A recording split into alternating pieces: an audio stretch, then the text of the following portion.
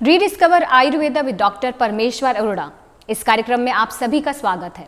दर्शकों, कहा जाता है कि पेट की बीमारियां शरीर की और दूसरी बीमारियों की जड़ होती हैं। हमारे शरीर में जितनी बीमारियां होती हैं, शायद उनका कहीं ना कहीं मूल हमारे पेट का खराब होना बताया गया है। और आजकल हमारा जो लाइफस्टाइल है उसने इन बीमारियों को और ज़्यादा एग्रीवेट कर दिया है। कोई हम में से कब्ज़ का शिकार हो चुका है, या किसी को बहुत ज़्यादा डाइजेशन की प्रॉब्लम हो गई है, किसी को गैस बहुत ज़्यादा बन रही है। और आजकल हमने एक नई बीमारी सुनी है, बहुत ज़्यादा सुनने में आ रही है, जो है IBS। तो सीधे हम डॉक्टर साहब आप ही से पूछेंगे कि आखिर क्या बात है। हर जगह हमें सुनने को मिल रहा है कि हमारी जान पहचान में इधर उधर की IBS का शिकार हो रहे हैं लोग। तो आखिर IBS क्या है और आयुर्वेद में इसका क्या पर्सपेक्टिव है? देखिए दीप्ति, IBS यानी कि इरिटेबल बाउल सिंड्रोम, और जैसे कि आपने कहा कि आजकल हमारा खान पान, हमारी जीवन शैली, तनाव इतना बढ़ चुका है कि सबसे अधिक अगर कहीं किसी सिस्टम पे प्रभाव पड़ता है, कोई सिस्टम सबसे अधिक हमारा जो है अगर अफेक्टेड हो रहा है तो वह है हमारा डाइजेस्टिव सिस्टम। तो IBS को यदि आयुर्वेद की बात करें तो संग्रहणी रोग जो है कहा गया है आयुर्वेद में। और ये एक डाइजेस्टिव डिसऑर्डर है जिसमें मुख्यतः आपकी जो डाइजेस्टिव पावर है, हम आयुर्वेद की भाषा में बोलें तो आपकी अग्नि मंद पड़ जाती है। और अक्सर इस रोग से पीड़ित व्यक्ति जो है वो दिन में अनेकों बार मल त्याग करने के लिए जाता है, यानी कि फ्रेश होने के लिए जाता है।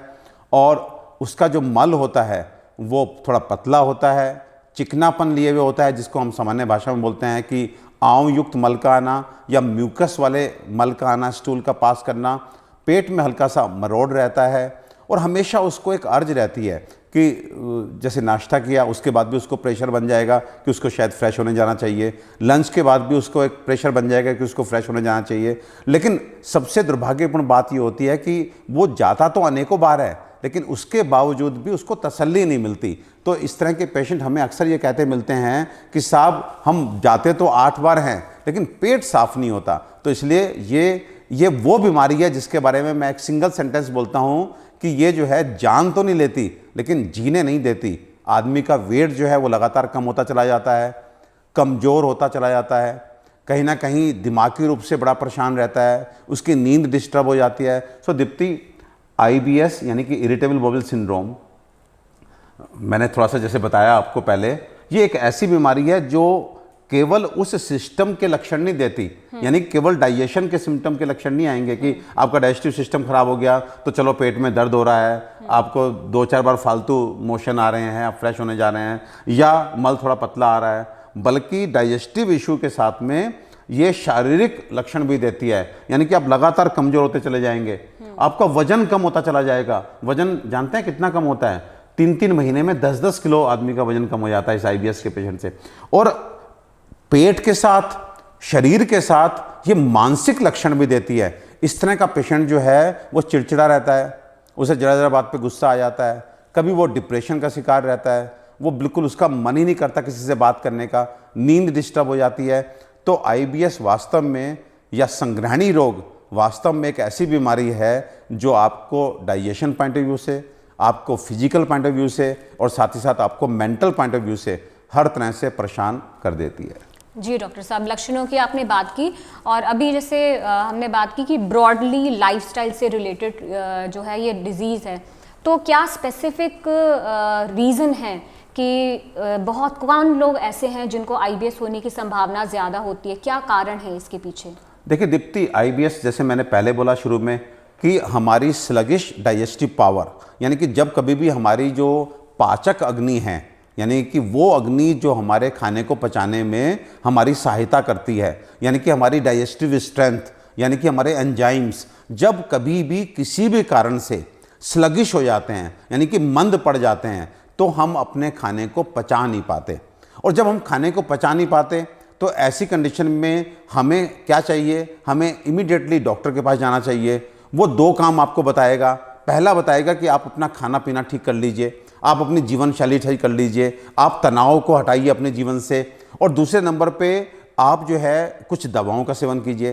लेकिन अनफॉर्चुनेटली IBS यानी कि जो इरिटेबल बाउल सिंड्रोम का पेशेंट है वो अपनी इस बीमारी के शुरुआती लक्षणों को बहुत सामान्य करके ले लेता है। वो मान के चलता है कि पेट खराब हो गया, थोड़ा बहुत गड़बड़ हो रहा है, पेट में दर्द होता है, कोई बात नहीं।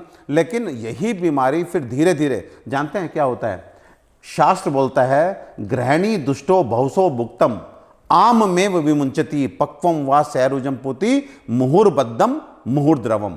कहने का मतलब है जब हमारे आंतों का वो पार्ट जिसको गृहिणी बोला जाता है एक्चुअली, तो गृहिणी क्या है, तो गृहिणी है अगन्य अधिष्ठान मनस्य ग्रहणात गृहिणी मता, यानी कि हमारी आंतों का वो वाला पार्ट, वो हिस्सा जहां पर अग्नि का विशेष स्थान बतलाया गया है, यानी कि सबसे अधिक डाइजेशन उस जगह पे होता है। अनस्य ग्रहणात, जहां पर जो हम अन्न ग्रहण करते हैं जाके रुकता है, तो उस जगह को हम बोलते हैं गृहिणी।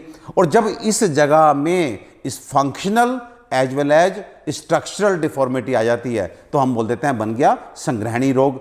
आपकी आंतें इतनी कमजोर हो जाती हैं कि वो सामान्य मल को भी बाहर नहीं फेंक पाती। तो इनिशियली क्या होता है कि जब ये प्राइमरी स्टेज में होती है ये बीमारी, तो आपको 1 महीने थोड़ा बहुत पेट खराब रहेगा, थोड़ा सा पेट खराब रहेगा, और फिर 1 महीने बाद जो है एकदम आपको लूज मोशन लग जाएंगे, मे बी फॉर 2 डेज, 4 दिन के लिए, 6 दिन के लिए, फिर आप थोड़ा ठीक से हो जाएंगे थोड़ी दवाई खा के। फिर आपने पूरा ध्यान अपना नहीं रखा तो फिर ये स्टेज 15 दिन पे आनी शुरू हो जाएगी कि आपको 15 दिन ठीक ठीक जाएंगे, उसके बाद अचानक से आपको लूज मोशन लग जाएंगे, फिर वो 3, 4, 5 दिन में ठीक होंगे। उसके बाद यही स्टेज 10 दिन पे आनी शुरू हो जाएगी। एंड इसके बाद यदि फिर भी आप नहीं सुधरे मीन्स अपना खाना पीना ठीक नहीं किया, अपनी जीवन शैली सही नहीं की, अपने तनाव को दूर नहीं किया, डॉक्टर को विजिट करके फटाफट ट्रीटमेंट नहीं लिया, तो फिर आपको रोज रोज ये काम शुरू हो जाता है। और दीप्ति एक चीज और बताना चाहूंगा, इस बीमारी का बड़ा एक पेक्यूलियर फीचर है कि दीवा प्रकोप च भवति रात्रो शांति, यानी कि दिन में आपका एक तरह से प्रकोप रहेगा, यह बीमारी जो है आपको बहुत तंग करेगी, और जैसे ही शाम आएगी, संध्या आएगी, सुबह तक का समय जो है वो वहां पर आप ऐसा लगेगा आपको कि बीमारी ही नहीं है। अच्छा। दीवा प्रकोपो च भवतो रात्रो शांति, कि सुबह आप उठ करके मान लो 7 बजे 6 बजे उठते हैं तो दोपहर 3-4 बजे तक हो सकता है 8 बार आप मल त्याग के ले जाएं, आपको बार बार जाना पड़े, लेकिन 4 बजे के बाद अगले दिन सुबह तक आपको लगेगा कि आप एक बार भी नहीं गए। तो ये किस तरह के लूज मोशन हो गया कि सुबह से और शाम तक तो आप 8 बार चले गए और शाम 4 बजे से अगले दिन सुबह तक आप एक बार भी नहीं गए।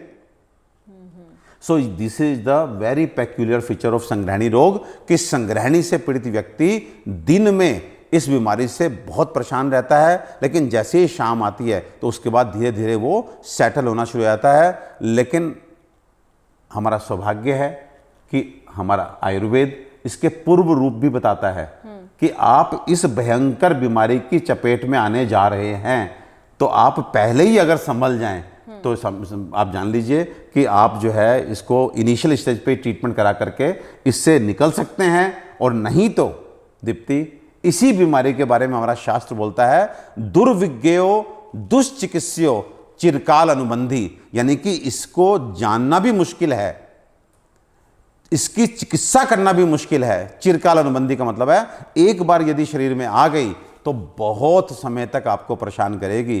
तो ये वो वाली बीमारी नहीं है कि आप इसको बहुत अच्छे से पहले अपने शरीर में स्थान दे दें और फिर डॉक्टर से ये उम्मीद करें कि साहब हमको 1 महीने में, 2 महीने में, 3 महीने में ठीक कर दें। आपको ठीक होने में साल तक का समय भी लग सकता है, डिपेंडिंग कि आपकी बीमारी आप कितनी सीवियर कर चुके हैं, कितनी क्रोनिक कर चुके हैं। तो इसमें दुर्विज्ञेयो, इसको जानना मुश्किल, दुष्चिकित्स्यो, इसकी चिकित्सा करना मुश्किल। दीप्ति आप बोलेंगे चिकित्सा करना क्या मुश्किल? आप देखिए, पेशेंट हमारे सामने आके बैठता है और आके बैठ के बोलता है कि डॉक्टर साहब सुबह से लेके और शाम तक डॉक्टर साहब 8 बार 10 बार फ्रेश होने के लिए जाता हूँ, चाय का एक आधा कप भी पी लिया तो मुझे प्रेशर बन जाता है, मैंने नाश्ता किया मुझे प्रेशर बन जाता है, मैंने खाना खाया मुझे पेट में मरोड़ होता है, प्रेशर बन जाता है। तो आपके दिमाग में ये आता है कि यार इतनी बार ये जा रहा है, इसको रोका जाए। जो इंटेस्टाइन की एक्स्ट्रा ऑर्डिनरली मतलब इतनी मोटिलिटी चल रही है, मूवमेंट चल रहा है, उसको रोका जाए। जब आप रोकने की सोच रहे होते हैं तुरंत कान में आवाज आती है कि डॉक्टर साहब पेट साफ नहीं होता।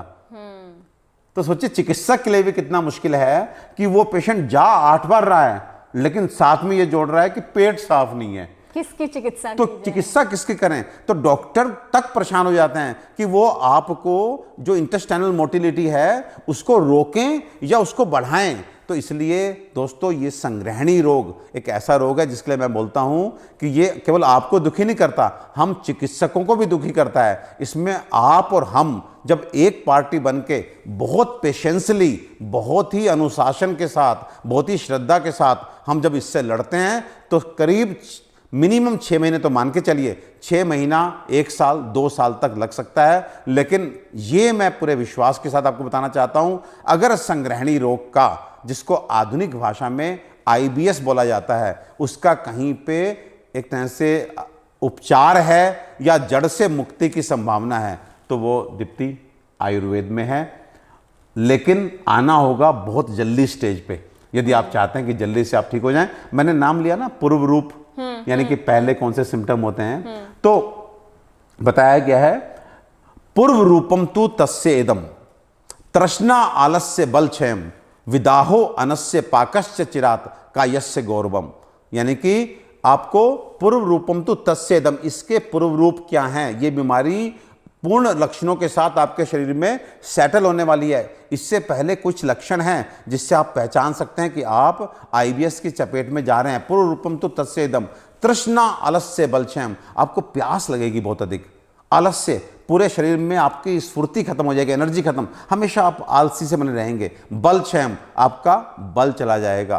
कायस्य गौरवम, शरीर हमेशा भारी भारी लगेगा। तो पूर्व रूपम तो तस्येदम तृष्णा आलस्य बलक्षयम विदाहो अनस्य पाकस्य चिरात, अन्न से विधा होगा, खाना खाते ही आपको लगेगा कि क्या खा लिया, मतलब भारी भारी लग रहा है, भारी भारी लग रहा है। विदा पाकस्य चिरात, खाना पचाने में आपको ऐसा लगेगा कि थोड़ा सा खाते हैं वो भी यहाँ पड़ा हुआ है, यानी उसकी जो पाक की क्रिया है वो बहुत कमजोर हो जाएगी। तो इन लक्षणों को मुहुर्बद्धम मूर्धर्वम, देखिए कभी मल बंद करके आएगा, कभी मल पतला आएगा, सैपुती दुर्गंध के साथ आएगा, सैरुजा दर्द के साथ आएगा।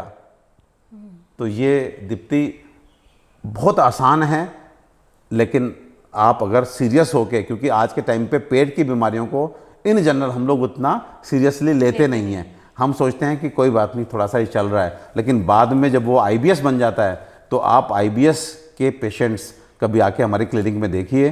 मैं फिर वही सेंटेंस बोलूँगा कि वो मरते तो नहीं हैं लेकिन जीते भी नहीं हैं।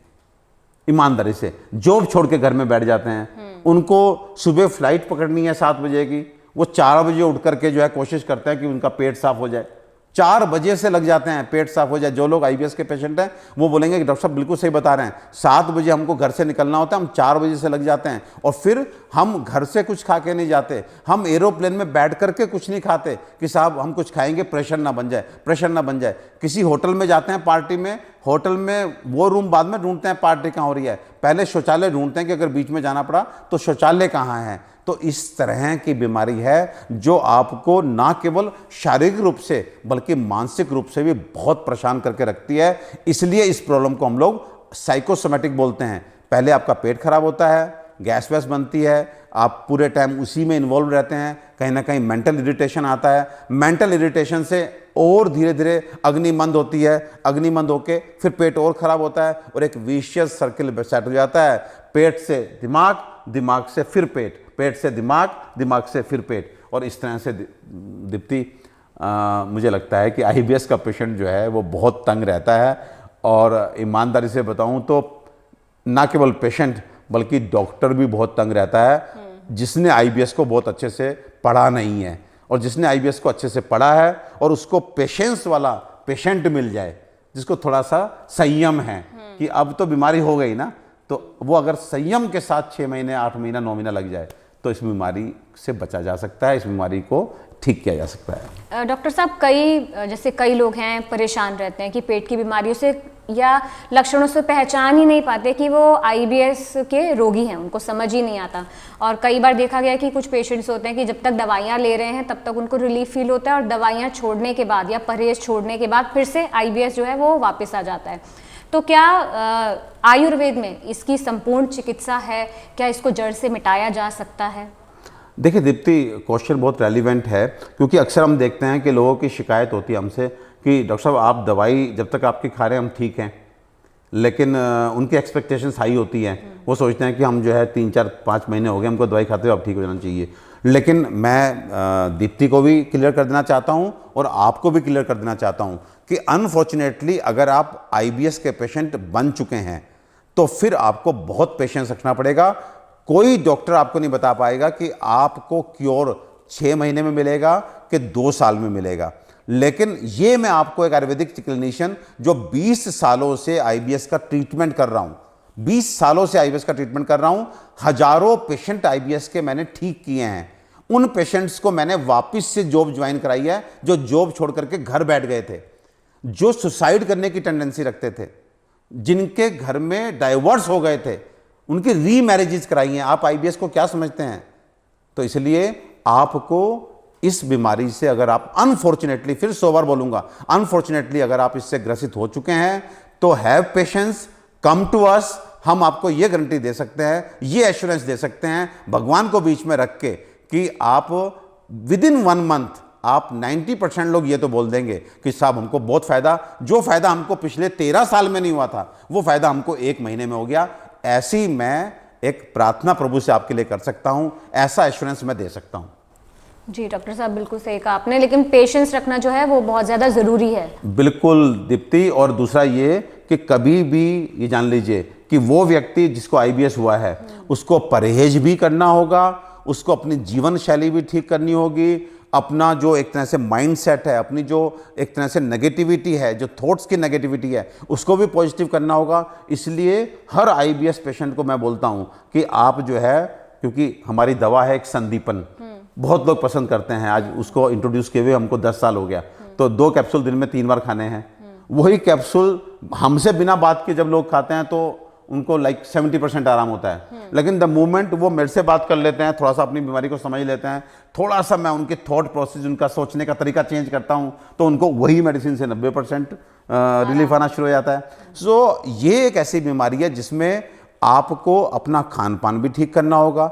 अब खान पान ठीक करने के बाद देखिए, आईबीएस का पेशेंट चाहे जितना शोर मचा ले, मैं उसको दूध अलाउ नहीं कर सकता, मैं उसको कच्ची चीज़ें अलाउ नहीं कर सकता, मैं उसको पालक, मेथी, बथुआ, पत्ते की चीज़ें अलाउ नहीं कर सकता, मैं उसको अंकुरित जो दालें होती हैं, स्प्राउट्स जिसे हम बोलते हैं, वो उसको नहीं लेना चाहिए, दही उसको नहीं लेनी चाहिए। आप बोलेंगे दही खा के तो आराम मिलता है, वो आपको क्षणिक आराम मिलता है, लेकिन अगर हमको बीमारी से मुक्ति चाहिए तो हमें छाछ पीना चाहिए। छाछ भी कैसा? भुना जीरा और काली मिर्च डाल के, लेकिन दही का सेवन नहीं करना चाहिए। भारी दालें जैसे उड़द हो गई, राजमा हो गई, चना हो गया, लोबिया हो गया, इनका आपको सेवन नहीं करना चाहिए। सब्जियों में जितनी गरिष्ठ सब्जियां हैं, जैसे कटहल हो गई, गोभी हो गई, थोड़ा बहुत भिंडी भी लोगों को सूट नहीं करती, दूध के प्रिपरेशन में फिर पनीर भी आ जाता है, तो इस तरह की चीज़ें हैं वो आप नहीं खा सकते। आपको सिंपल खाना खाना होगा। सिंपल खाने का मतलब लौकी, तोरी, टिंडे, परवल, कद्दू, करेला, पेठा, इस तरह की चीज़ें, दालों में मूंग धुली, मूंग छिलका, अरहर, मसूर वगैरह, और साथ में आप कच्ची चीज़ का नाम लें तो केवल आप फ्रूट्स ले सकते हैं। अदरवाइज आपको रोज सैलेड, दीप्ति, पेट जिनका साफ नहीं होता वो सलाद पे बहुत जोर देते हैं, कई बार केवल सलाद खाते हैं, नहीं खा सकते। आईबीएस के पेशेंट रोज सैलेड नहीं ले सकते। आप कच्चा सलाद बंद कीजिए, और आपको प्याज टमाटर खाना है, खाइए, सब्जी में बना करके खाइए, पका करके खाइए, कच्चा मत खाइए। तो कच्ची चीज़ें नहीं खानी है, दूध की चीज़ें नहीं खानी है, मैदे की चीज़ें नहीं खानी है, बड़ी मोटी साबुत दालें नहीं खानी है, सब्जियों में वो सब्जियां जो पचाने में मुश्किल होते हैं वो नहीं खाना, और साथ में बाहर का पैक्ड फूड, जंक फूड, ये आपको नहीं खाना है, नहीं खाना है, नहीं खाना है। अब आपको चाहे 3 महीने हो जाएं, चाहे आपको 6 महीने हो जाएं। उसके बाद जीवन शैली की बात करें तो अब मुझे नहीं मालूम, आप चाहे मेरे पास आकर अपनी समस्या बताइए, शायद मैं समस्या का समाधान करके आपकी थिंकिंग प्रोसेस को पॉजिटिव कर सकूं।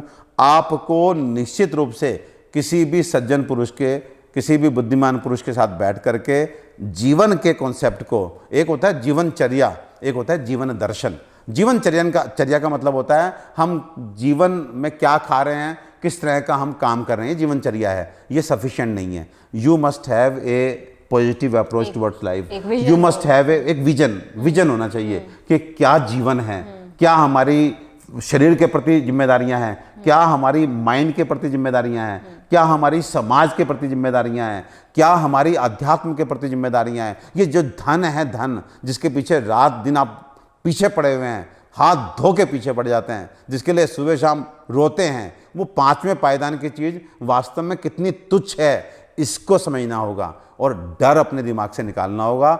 इस तरह की जीवन शैली, इस तरह की सोच आपको पैदा करनी होगी। और इसके साथ फिर हमारा संदीपन कैप्सूल, साथ में कुटजारिस्ट, साथ में कुटज घनवटी, साथ में अथाग्नि, ये हम दीप्ति डिसाइड करते हैं पेशेंट। लेकिन मैं निश्चित रूप से ये कहना चाहूँगा कि आप आयुर्वेद में जाएं, जहाँ भी जिस जगह भी रहते हैं आप आयुर्वेदिक चिकित्सक, अच्छा आयुर्वेदिक चिकित्सक खोजिए और खोज करके अपने को पूर्ण रूप से उसे समर्पित कर दीजिए कि डॉक्टर साहब आपने मुझे ठीक करना है। उसको टाइम फ्रेम में मत बांधिए, उसको कहिए आप करना है। बेसिक ट्रीटमेंट से शुरू होगा और बेसिक ट्रीटमेंट क्या होता है, आपकी अग्नि का बढ़ाना शुरू करेगा वो डॉक्टर।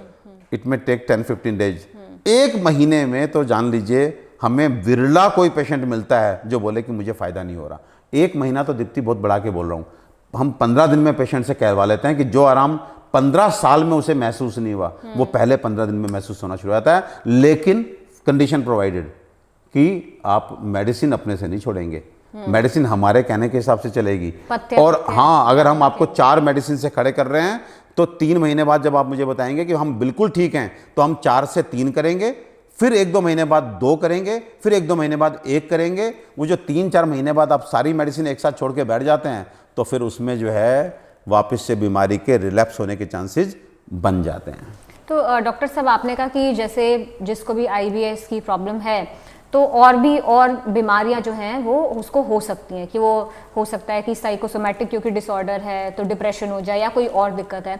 तो क्या संदीपन के साथ साथ मल्टी लेयर ट्रीटमेंट चलता है फिर उस पेशेंट का, कि आप इसके लिए और भी ऐड करते हैं? देखिए, मैंने कहा साइकोसोमैटिक बीमारी है। बहुत सारे हमारे पेशेंट जो मतलब IBS के पेशेंट होंगे उन्हें पता है कि उनको पहले तो शरीर के लक्षण होते हैं, पेट संबंधित लक्षण होते हैं, उसके बाद इतना अधिक उनको इरिटेबिलिटी रहने शुरू हो जाती है कि उनकी नींद गायब हो जाती है। मैंने बताया वजन 15-15 किलो जो है वो 3 महीने में चला जाता है। ये दोनों काम होते हैं। यदि कोई व्यक्ति अपने मानसिक कारणों से अपनी अग्नि को मंद कर लेता है, हम देखते हैं कि ये सारा सिस्टम एक है, हमारा बॉडी अलग अलग नहीं है। नर्वस सिस्टम, डाइजेस्टिव सिस्टम अलग अलग नहीं होते। आप नर्वस सिस्टम क्या समझते हैं? जब आपके साथ कोई मिस हैपनिंग हो जाती है, आपका कोई प्रियजन जो है उसे कोई कष्ट पहुंचता है, आपकी भूख मर जाती है, तो आप बताइए ब्रेन और पेट आपस में जुड़े हुए कि नहीं जुड़े हुए? और जब आप बहुत खुश होते हैं तो एक बार खाना खाया होता है, उसके बाद कहते हैं कि और मंगाओ कुछ, तो ये भूख कैसे बढ़ गई? आप खुश हुए और भूख बढ़ गई।